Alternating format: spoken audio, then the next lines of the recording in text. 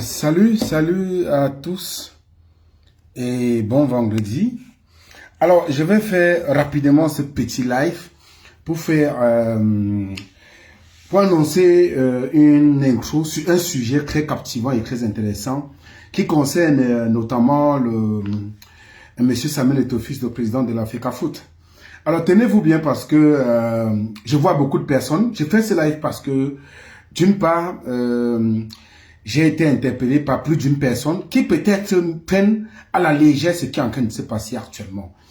Je voudrais simplement vous dire que ce soit, oui, bon, on peut s'amuser à le dire qu'on range d'un côté hibou, églisien de l'autre côté.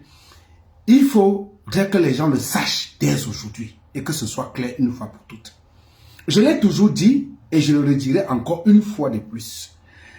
Ceux qui ne sont pas contents avec les contenus qui sont postés sur mes plateformes, je vous prie tout simplement de déguerpir.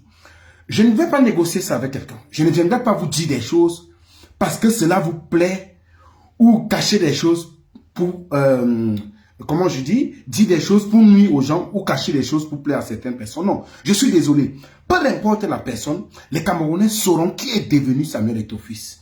Vous n'imaginez même pas ce qui est en train de se passer. Mais je me rends compte que c'est une histoire qui est très sérieuse.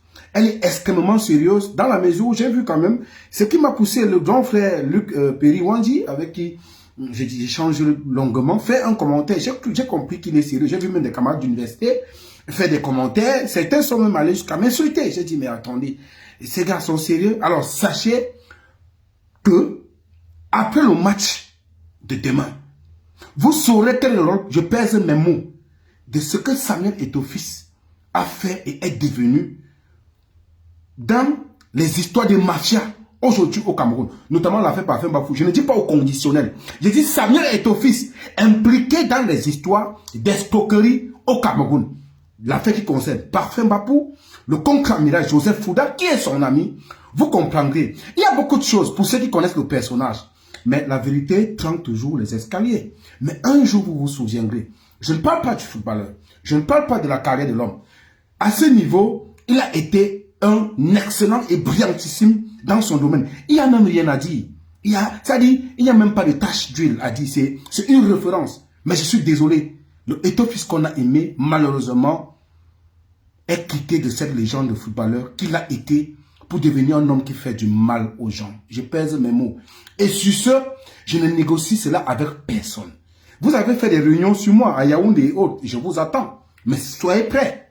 Et je dis, j'en fais une affaire personnelle. Mesurez bien mes mots. J'en fais une affaire personnelle. Je vais démasquer ce monsieur de A à Z. Et je dis, j'en fais une affaire personnelle. Les gens ne sont pas obligés de croire. Les gens ne sont pas obligés de m'écouter. Ils sont libres de percevoir des choses telles qu'ils veulent. Ils sont même libres de, comment je vais dire, même de marcher nus. Ils sont même libres d'enfermer leur cerveau dans un congélateur. Mais j'ai le devoir, c'est une affaire personnelle, de révéler ce qui est caché. Je comprends pour certaines personnes, ils n'arrivent pas à croire. Mais avec le temps, vous allez découvrir. Peut-être qu'on vous dit des choses, vous croyez que c'est pour plaisanter. On n'est pas en train de plaisanter.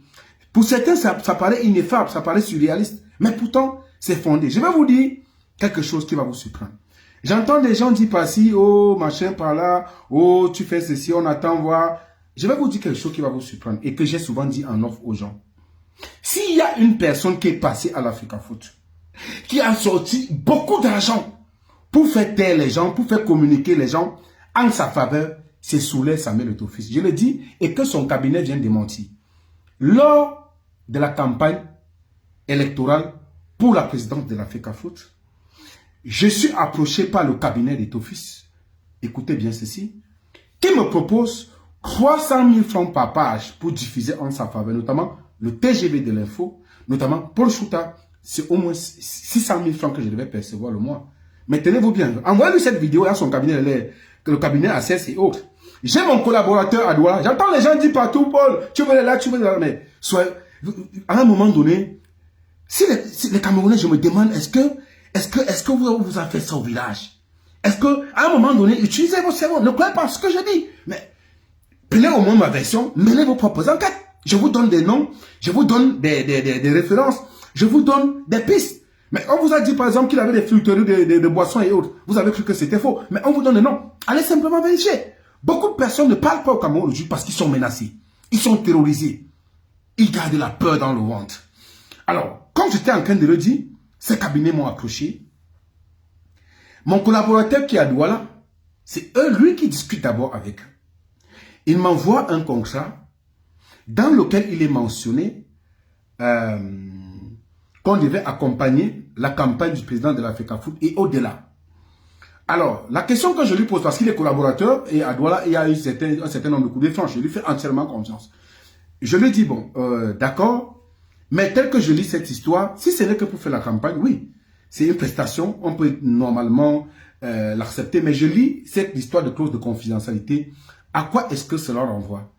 Il me fait comprendre que la clause de confidentialité porte à ce qu'on ne doit rien dire qui va à l'encontre de ton fils, qu'on ne doit jamais,